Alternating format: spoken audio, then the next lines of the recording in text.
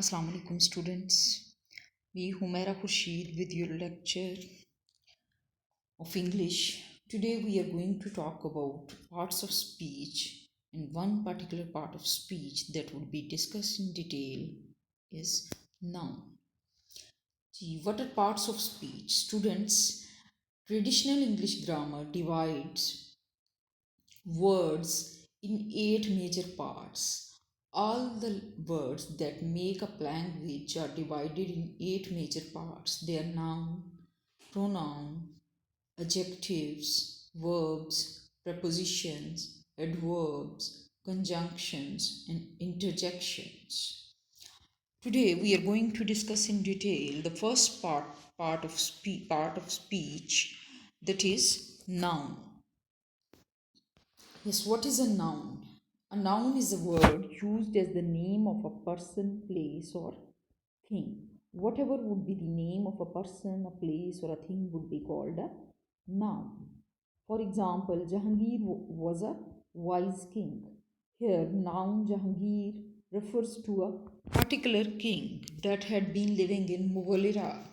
But the noun king might be applied to any other king as well as to Jahangir. So we call Jahangir is a proper noun and king is a common noun. Or we may say here Jahangir stands for the name of a specific person or a particular person that was a king in Mughal time period. So since it is the name of a proper person, it would be called a proper noun. But king is a general category. King can be any king in the world or any king in the history or any king anywhere. So it is not a particular specific category, rather it is a general category. Would be called a common noun. Let's have a look at the examples. For example, Sita is a proper noun, while girl is a common noun. Hari is a proper noun, while boy is a common noun. Again, Kolkata is a proper noun, while city is a common noun. India is a proper noun, while country is a common noun.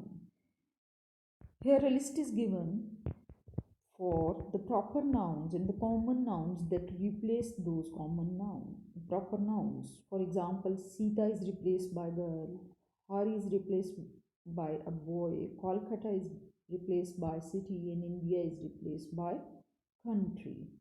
So, the name that stands for special or specific persons are called proper ones, and the nouns that stand for common category would be called common nouns. The word girl is a common noun because it is a name common to all girls, while Sita is a proper noun because it is the name of a particular girl.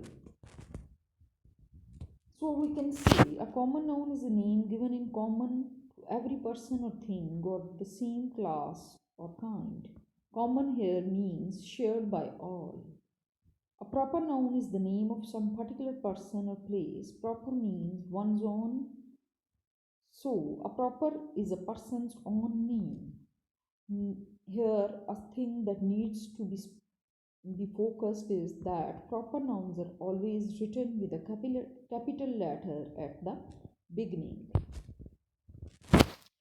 Now, let's have a detailed look in different types of nouns. Common nouns can be further divided into two categories. They are collective nouns and abstract nouns. What are collective nouns? Common nouns include what are called collective nouns and abstract nouns. A collective noun is the name of a number or collection of persons or things taken together as a whole. For example, crowd, mob, team, flock, herd, army, fleet, jury, family, nation, parliament, and committee. All of these are single words, but they represent or they stand for a group of people or a group of things. A fleet, it is again a collective noun, and it stands for the collection of ships or vessels. An army, a collection of soldiers. A crowd, a collection of people. The police dispersed the crowd. The French army was defeated at Waterloo. The jury found the prisoner guilty. A herd of cattle is passing. Here, in all these examples, crowd, army, jury, and herd are collective nouns. Now, let's have a look at the abstract nouns. Abstract nouns are the nouns that name a quality or action or state considered apart from the object to which it belongs. Yes, it stands for the quality of some person, something, or some place. It may be action of somebody or it may be some specific state of mind. Rather, in easy terms or in simple or plain words, we can say that abstract nouns are the nouns that we cannot touch or see. We can merely feel them. Have a look at the examples. Quality, for example, goodness, kindness, and whiteness. The darkness, hardness, brightness, these are abstract nouns. Honesty, bravery, wisdom, again are the qualities that are considered as abstract nouns. And when we want to take examples from action category, laughter, theft, movement, judgment, hatred, all of these are again abstract nouns. When we talk about the states, childhood, boyhood, youth, slavery, sleep, sickness, death, and poverty, all of these are again abstract nouns. Another category in which we can divide common nouns are countable nouns and uncountable nouns. Countable nouns or countables are the names of objects or people. For example, book, pen, apple, boy, sister, doctor, horse. All of these nouns can be counted. We can tell their number. So these are called countable nouns. The second category is uncountable nouns. Uncountable nouns or uncountables are the names of things that we cannot count. For example, milk, oil, sugar, gold, honesty. They mainly stand for substances or things that are abstract. Countable nouns have plural forms while uncountable nouns cannot be make plurals. For example, we can say books, but we cannot say milks. Students, here an activity is given for you. You have to do this activity in your notebooks.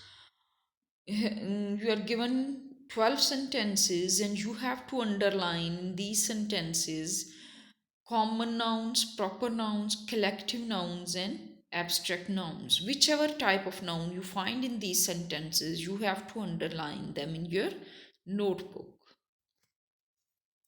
Now look at noun from a different angle. It is the noun case. Noun case means how, in which position a noun is used in a sentence.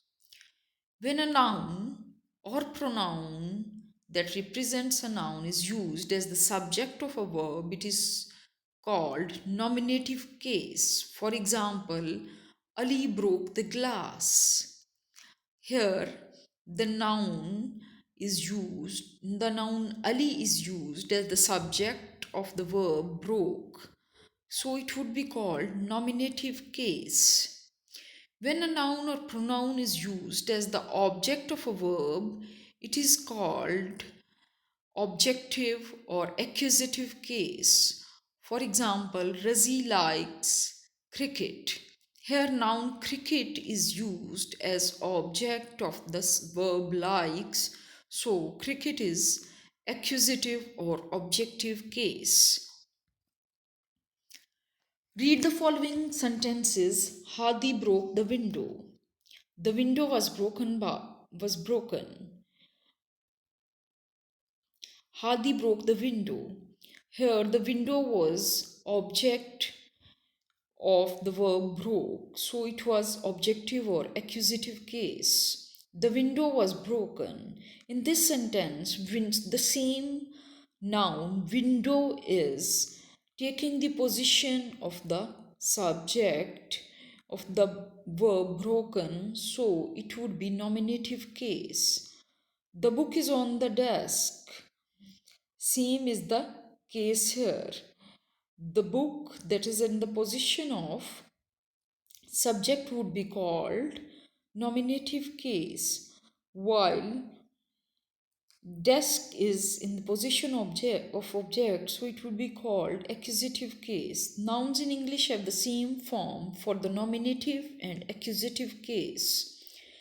The nominative generally comes before the verb and accusative case comes after the verb. Hence, they are distinguished by the order of words or by the sense they convey. Students, we can find noun in accusative or objective case in two positions, and these two positions are called direct and indirect object. For example, Rama gave a ball, Rama gave Hari a ball. In each of these sentences, the noun ball is the object of the verb gave. In the second sentence, we are told that Hari was the person to whom Rama gave a ball. The noun Hari is called the indirect object of the verb gave. The noun ball, the ordinary object, is called the direct object. It will be noticed that the position of indirect object is immediately after the verb and before the direct object. Yes, two things are important. First is the object that immediately comes after verb. The object that immediately after words is called direct object, and the object that comes after that direct object would be called indirect object. Yes, another case we have read so far about the nominative and accusative or objective case. The other case that we use in English language is the possessive case. Possessive case indicates possession of somebody, and it is mostly formed by putting apostrophe and s after the nouns. Examples are, this is Sarah's umbrella. Sarah's umbrella means the umbrella belonging to Sarah. The form of the noun Sarah is changed to Sarah's to show ownership or possession. The noun Sarah's is therefore said to be in the possessive or genitive case. Here in the example, Rama's and Sarah's are made possessive case by putting apostrophe and s. What is apostrophe? Apostrophe is the comma that comes immediately after the noun, and after that comma s is placed in order to make a noun possessive case. The possessive case does not always denote possession. It is also used to stand for authorship, origin, or kind. For example, Shakespeare's plays, the plays written by Shakespeare, A Mother's Love, the love felt by a mother, the President's speech, the speech delivered by President. Students, here is given a list about the details instruction about the formation of possessive case in the nouns. When the noun is singular, the possessive case is formed by adding apostrophe and s to the noun. The boy's book, the king's crown. The letter s is omitted in the few words where too many hissing sounds would come together. For example, for conscience sake, for goodness sake, for justice sake, for Jesus' sake, for Moses' law. When the noun is plural and ends in s, the possessive case is formed by adding only apostrophe, and we would delete s, as in boys' school. There is no more s after apostrophe, only apostrophe has been added. Girls' school, horse tail. When the noun is plural but does not end in the s, possessive sign is formed by adding apostrophe, as men's club, children's book. When a noun or a title consists of several words, the possessive sign is attached only to the last one. When two nouns are in a position, the possessive sign is put to the letter s, that is the Tagore, the poet's house. Here, Tagore and poet, two nouns come together, so we have put apostrophe and s with the later noun poet. Also, when two nouns are closely connected, the possessive is put to the later. For example, Kareem and Salim's bakery, William and Mary's rain. Each of two or more connected nouns implying separate possession must take the possessive sign as separate one. Raja Rao's and R.K.